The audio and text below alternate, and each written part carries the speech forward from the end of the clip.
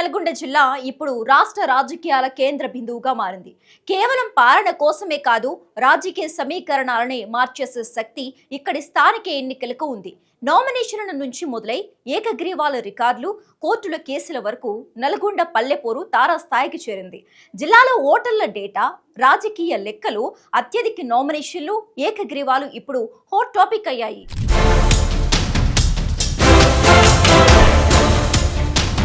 ఉమ్మడి నల్గొండ జిల్లాలో గ్రామ పంచాయతీలకు రాష్ట్రంలోని అత్యధికంగా నామినేషన్లు దాఖలు అయ్యాయి. మొత్తం 3 విడతలుగాను 1782 గ్రామ పంచాయతీలు, 15,586 వార్డులకు అభ్యర్థులు బరిలో నిలిచారు. మొదటి విడతలో 44 ఏకగ్రీవాలు, రెండో విడతలో 71 ఏకగ్రీవాలు నమోదయ్యాయి. మూడో విడతలో ఈ సంఖ్య 500 దాటుతోందని అధికారులు అంచనా వేస్తున్నారట. కొన్ని గ్రామాల్లో ఒకే కుటుంబం లేదా ఒకే వర్గం ఏకమై మొత్తం పంచాయతీని తమ చేతుల్లోకి తీసుకుంటోంది. ఇక్కడ కులం, రాజకీయ వారసత్వం, జిల్లా నేతల ఆదేశాలే నిర్ణయాత్మకంగా మారినట్లు తెలుస్తోంది.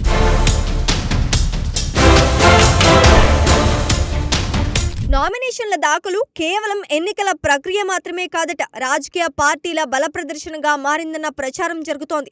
అభ్యర్థులు భారీ ర్యాలీలు, పోలీసు బందోబస్తు నడుమ నామినేషన్ సెంటర్ల వరకు ఊరేగింపులు నిర్వహించారు. దీంతో నామినేషన్ కేంద్రాల దగ్గర గొడవలు, ధర్నాలు పతాక స్థాయికి చేరాయి. ఒకే కుటుంబంలో చీలికలు రావటం, వైరి కుటుంబాలు 2 వేర్వేరు వార్డుల్లో బరిలోకి నిలవటం సాధారణమైంది. స్నేహితులు కూడా ఇప్పుడు పోటీదారులుగా మారారట. ఈ పరిస్థితులతో గ్రామాల్లో చీలికలు తెస్తోందన్న ప్రచారం జరుగుతోంది.